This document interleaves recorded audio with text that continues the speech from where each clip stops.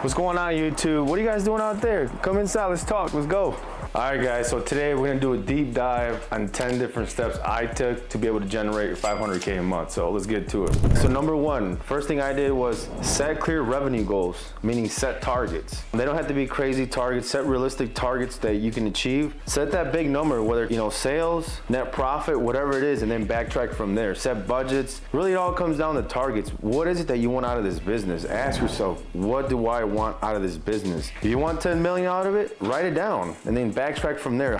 How much do you have to sell for, make 10 million? Number two, how much do you want to profit? You want to profit 3 million out of that? What do you have to net in order to profit that? What is it that you want out of this business? Very first thing you need to do before you do anything is set those targets and set those, those clear expectations for yourself and your team. Number two, expand your services. You have to look into what services you're providing right now. Are you in a market where you've most likely capped out to the amount of money you can make? Then we have to, a little bit wider. What other parts of the market can I get into to be able to generate more revenue? Like for me, I was just cutting grass, trimming bushes, mulch. I had to expand my services. So if that's you, whatever you're doing, look at what services you're providing and then ask yourself, have I or am I close to capping out in this market? And if so, go look at other services that you can provide within that same industry to not get too, far apart. So that's another thing to look at. We need to generate more revenue. So expand your services as much as you can. And number three, a lot of us underestimate is market your business. You can market your business in many different ways, in as many ways as possible, whether it's, I'll tell you guys what we do is Facebook, Instagram, your SEO, Google, even YouTube ads, TikTok ads, as much as you can. That's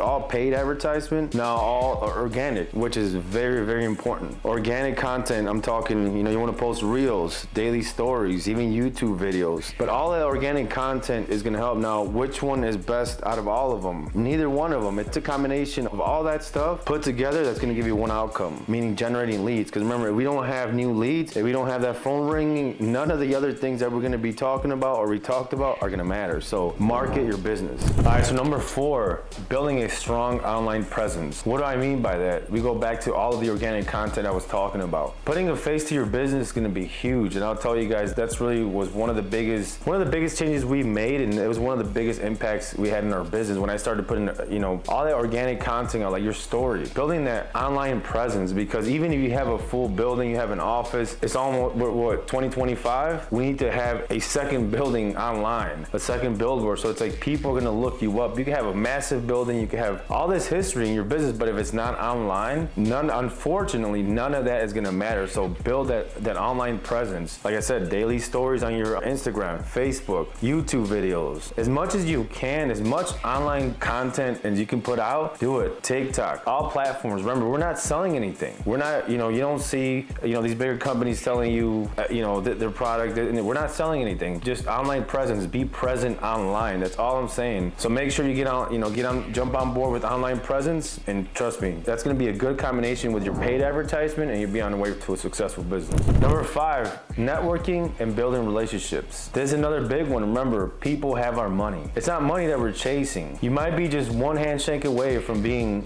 successful or making it to that next level. It's not money. A big payday is not going to get you to that next level. It could be that one person, 2, 3 people that you meet that are going to say, hey, you know what? We're going to take you to the next level, because they're already there and past that. So networking, and like I said, building those connections is going to be also one of the pillars of bringing you to the next level and continuing to grow. So make sure that whenever you get in front of somebody, look at it in a way of how can you bring them value. It doesn't matter who it is. You don't know who you're in front of. How can I bring you value? And then the rest will do the work. So make sure to build those relationships as much as possible, and the time will tell, and it will show once you start doing that over and over again. So that's another big one. Number six, it's going to be customer retention. So we need to make sure that we're keeping all these customers that we're building, that we're building along the way, because keeping a customer is always going to be cheaper than retaining a new one. And it's not about the cost. It's all about making sure that these people stay with you, the right things to these people to make sure to know that they want to stay with us, because there's no point of you selling a product that people don't want nothing to do with again. So now that we figured out how to get customers, let's figure out how to retain these customers. And if we're not retaining, let's figure out why. So keep that in mind, because if you can retain customers from year to year and get new ones, you're gonna have a good time. So make sure that you're going back and knowing that you're retaining your customers that you're you're getting. So customer retention is huge. All right, so number 7, optimizing your operations. And what do I mean by that? Making sure that your operations, your pipeline is running smooth. It doesn't matter if it's a $1 million business, 500K. In my opinion, it doesn't matter how big it is. If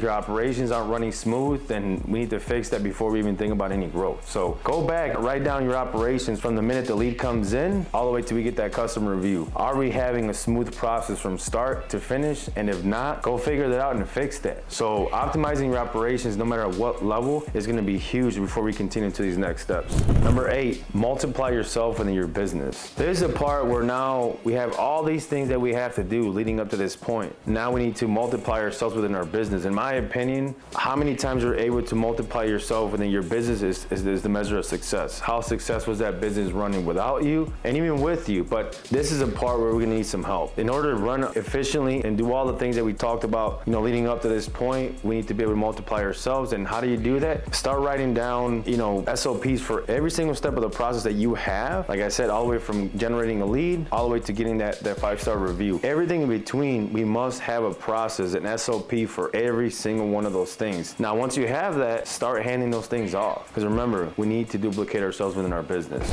Number 9, now we need to make sure that we're estimating correctly. And how do we know that? There's many different ways, but one of the biggest things is job tracking. Track every single one of your jobs. Have a folder for every single one of your jobs. Make sure that at the end of the job, if you didn't get the proper margins you were shooting for, then we have to backtrack and figure out, okay, why are we not meeting our profit margins that we intended to? Estimating correctly, this portion is going to be super, super important. And how do we know that we're estimating correctly? For us, it is very simple. We need to make sure we figure out what I call that magic number. What's our overhead? What's our burn rate? How much are we burning to run this company? We need to make sure we recover our overhead costs, our labor, our material, and obviously our gross profit margin. We need to have those 4 things within that estimate to be able to make sure that we're profitable. And if let's say that we do, but at the end of the job, we didn't profit those margins that we intended to or we projected, then we have to dig back into the estimating portion of our process and figure out what's going wrong. Because remember, estimating correctly is going to be crucial. All right, so number 10, it's going to be the last piece of the puzzle to all of this, tracking performance and profitability. Now, like I said before, it doesn't matter how much money we made this year, it's how much money did we take home, how much money was sticking to that bank account. If we made $5 million and we're negative, those $5 million don't mean anything. I personally rather be at $1 million or even under, but have 10-20% stick to the bank account and make sure that we're being profitable. So the last piece of the puzzle to all these things we just talked about is let's track. Remember those targets we set? Remember, it's a full loop. We're gonna start from the end all the way to the beginning. We go back to that first one we talked about. Did we meet those targets that we set at the beginning? That very first step is setting targets. Did we meet those targets? And if we didn't, let's get back to work and let's figure out how we can meet those targets. So tracking all these things is gonna be crucial for all those other 9 steps to work. You're on your way to successful business if you do all those things.